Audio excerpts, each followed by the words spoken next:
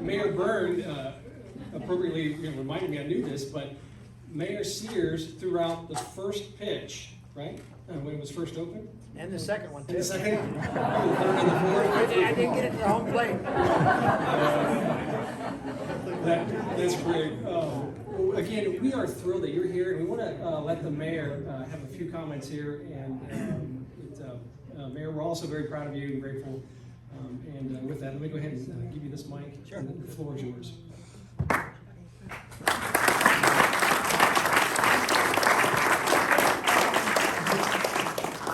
I asked Molly. Is it on? Yes. Can you hear?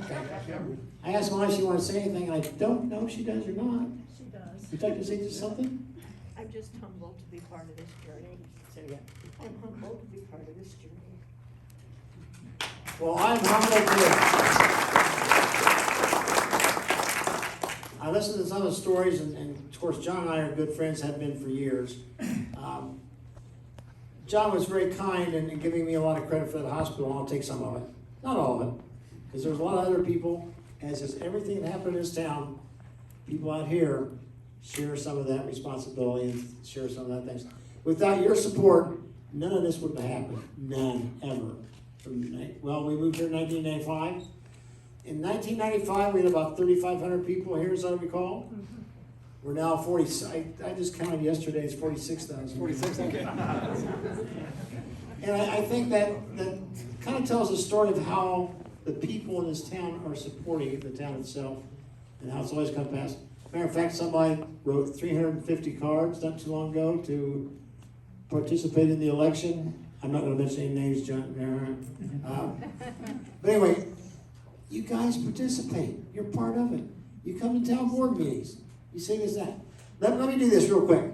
Let me introduce my immediate family, Mark, Sears, and Lisa, my son, from California, all the way from Monterey, California. And a long walk. My brother David and his wife Marty, and they are all the way from the preserve of Lake Jordan. Then we have my granddaughter, whom we love and adore. Came all the way from, it's Elena Sutherland, and she came from Apex. Jock, where are you? I didn't see you come in, Jock. Way in the back. Hello, Jock. And then, who did I miss? David and Maria and Carson. And Sarah. And there's Sarah. Hi, Sarah. Hi, Sarah. Sears. They're all the way from Cary, so it's been a long trip for this. And nephew. I guess I told He never Donald. remembers to turn it off. I told Donald Trump not to call me tonight. But then again, he did. I think I'll tell you a quick story. I have two quick stories, John, because you like to tell stories too. The first story, I'm going to give you this. That's what my wife's for, to take care of me. First of all, there's been some rumors, and I've had a few health issues, somewhat significant, some rumors. They were true. Anyway, the good news is I had a lot of support from the town. I had a lot of support from the town staff. I had a lot of support from the town board, and particularly Dan Barry. A mayor pro tem, by definition, is if the mayor can't participate in the town meetings or etc., then the mayor pro tem does. You'd never know that I wasn't even there. He did a terrific job. So let's give Dan Barry and the board a big hand.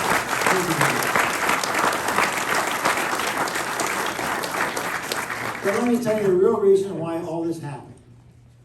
We moved here in 95. My wife wanted me to go grocery shopping. I want to tell a story. I want to tell a story. Don't stop. We've all heard it already, Molly. Not everybody.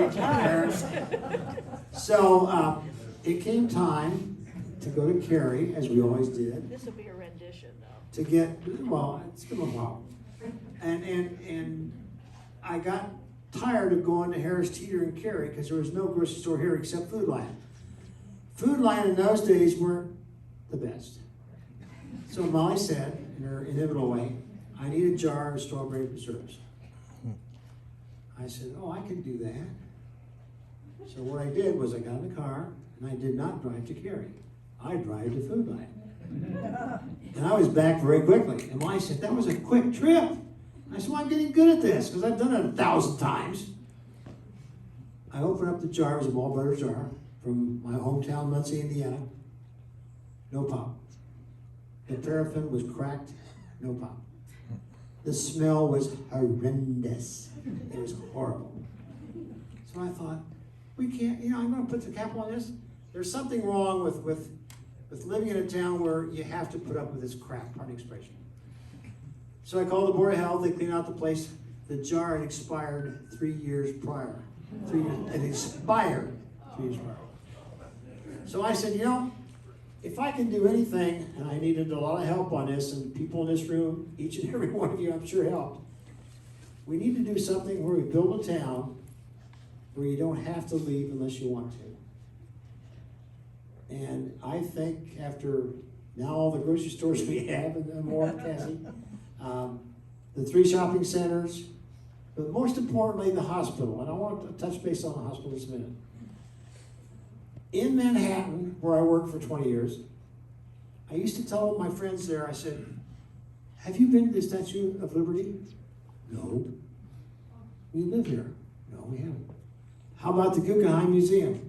No. How about the Madison Square Garden? No.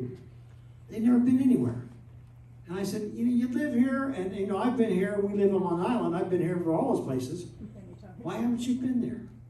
And the answer got me still to this day. We know it's there.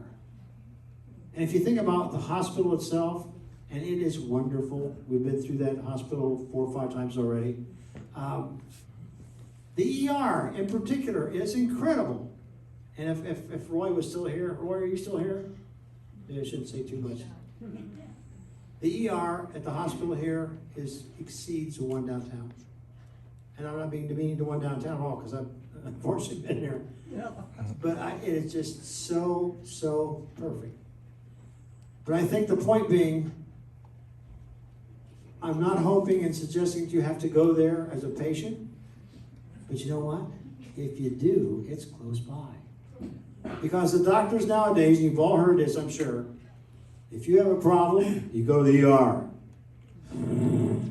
Which means you get in your car, you drive all the way downtown, and then you fight with the micrometers and all that kind of stuff at the one downtown. Not being again demeaning with them, because they live with what they have. The rooms are too small, not enough people. We got rooms here. We got a beautiful hospital, and WRAL, bless their hearts, did a big story on our hospital. You know what the bottom line was? The artwork on the wall.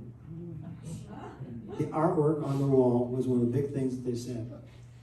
I guess I could go on and on, but if I said Holly Springs is a magic town.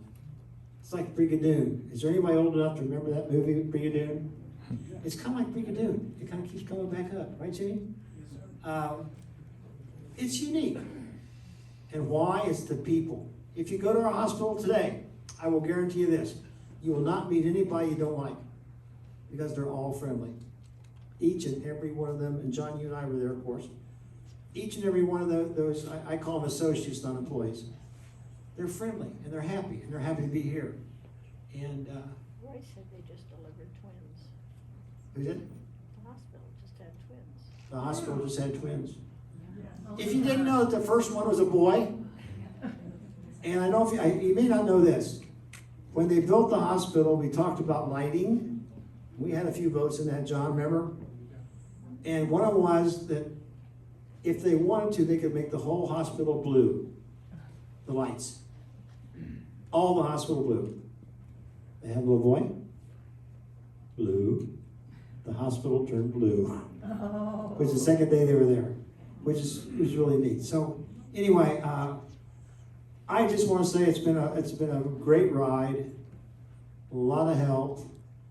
But I would not trade this town for any other town we've lived in. We've lived in some towns that we really liked a whole lot. I even like working in Manhattan, which is, I'm an idiot, but anyway. It's a special town. You people are special friends, each and every one. That means a lot to me, and I hope that I've done something good to help. And we're not done yet. We still got a long way to go. And again, thanks everybody for coming tonight. Appreciate your time, your efforts, and I'm humbled. Some of this stuff, I had no idea. And the team thing, that got me. That one got me. And I want to say this for John Byrne. Do you mind if I tell him what's coming up? Say whatever you want. There's a building in Fuquay. It's called Town Hall. You've got the building, you're going to have your name on it, but I've got the baseball stadium. Thank you all for coming. Thank you. Thank you, Randy.